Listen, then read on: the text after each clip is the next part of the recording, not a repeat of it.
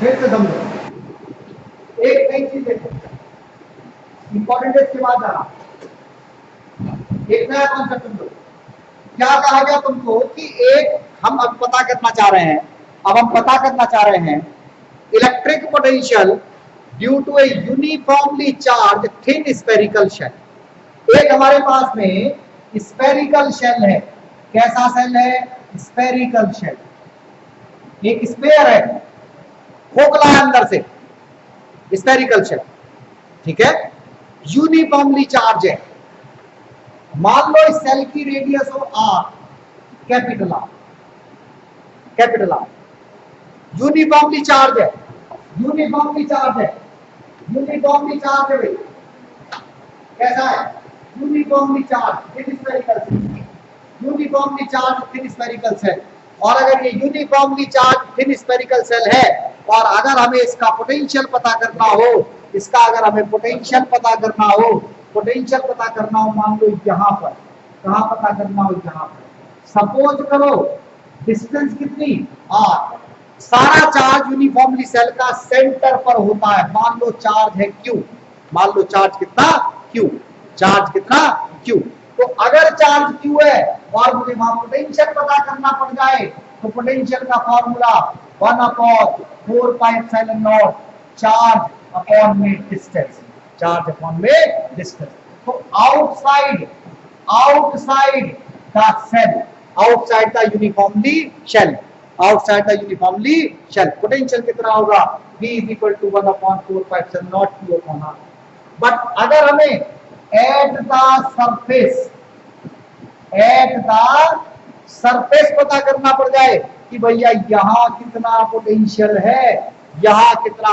है, तो तुम कहोगे सर की चार्ज अभी भी क्यू है, डिस्टेंस अब कैपिटल आर हो गई, तो अब पोटेंशियल कितना बन जाएगा? ये निकाला था आउटसाइड द सेल। क्या निकाला? Outside the cell. क्या था ये? Outside the cell. जितनी सेंटर से दूर उतनी डिस्टेंस ले लो, उतनी क्या ले लो? Distance.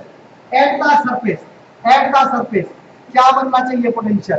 1/4 pi epsilon not Q upon capital R, क्योंकि डिस्टेंस आर है। तुम कहोगे सर ये तो कोई बात नहीं है, जो पढ़ा रहे तो हमें पता है। एक चीज नहीं पता, अगर यही तुमसे पोटेंशियल पूछ लिया जाए इनसाइड द सेल, कहां पूछ ले? इनसाइड द सेल, तो तुम कहोगे सर ये डिस्टेंस पता होनी चाहिए, नहीं भाई, नहीं। यूनिफॉर्मली सेल के अंदर कोई इलेक्ट्रिक फील्ड नहीं होती, शेल के अंदर कोई इलेक्ट्रिक फील्ड नहीं होती। तो जितना पोटेंशियल सरफेस पर था उतना ही पोटेंशियल इसके अंदर भी रहेगा। ये एक बड़ा इंपॉर्टेंट टर्म्स है। इलेक्ट्रिक फील्ड नहीं है, पोटेंशियल कितना रहेगा? बिल्कुल सेम।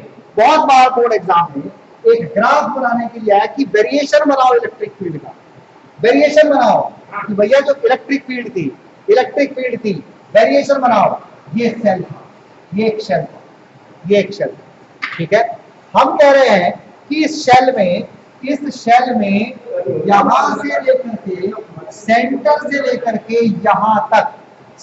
लेकर के यहां तक जितना पोटेंशियल है वो क्या रहेगा? फिक्स। यानी कि सपोज करो ये मेरी एक्सेस हो गई, एक्स एक्सेस, वाई एक्सेस।